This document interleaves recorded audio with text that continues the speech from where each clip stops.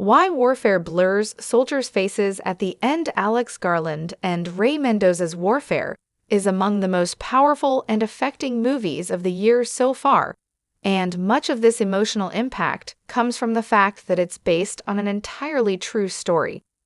The real-life incident that inspired Warfare is depicted in grueling, distressing detail with a clear anti-war stance on the conflict being a breeding ground for indiscriminate suffering. This is something that the A24 war movie depicts very effectively, and much of that comes down to Mendoza's real-world experiences.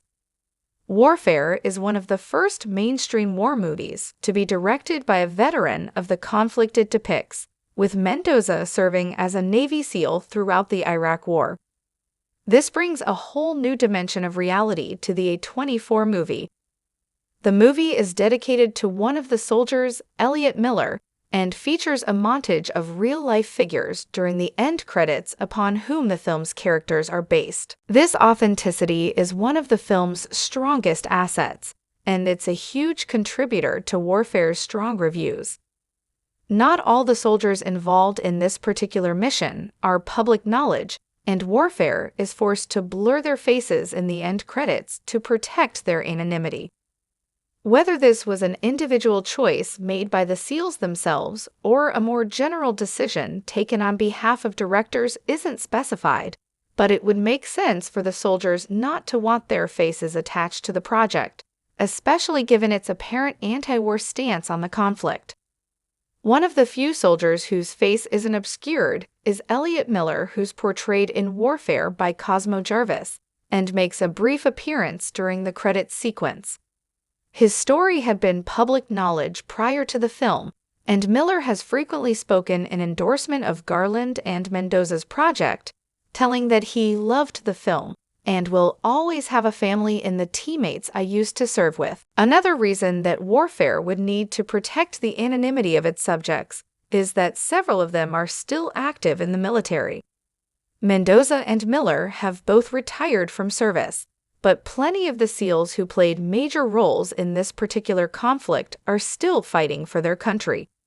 Should they find themselves in missions where their identity could jeopardize them, it's important that Warfare doesn't violate that right. Although Warfare doesn't reveal the true names or faces of several soldiers, the decision to still include their obscured photographs is a powerful one that allows Garland and Mendoza to root their movie in reality. These are not fictional characters, but real soldiers who put their lives on the line to protect their country. Reminding audiences of this fact makes Warfare's message land even harder. That being said, it still would have been possible for Warfare to simply show pictures of those who've either left the military or given permission for their faces to be shown. This would have been an acceptable compromise to protect certain identities while also reminding audiences of the real-life figures behind the story. But ultimately, this could have felt disrespectful to those whose identities simply must be protected for their own safety, but still deserve to be honored in Warfare. Soldiers like Mendoza and Miller can afford to be attached to Warfare, but others objectively can't. This doesn't mean they deserve any less attention for their actions.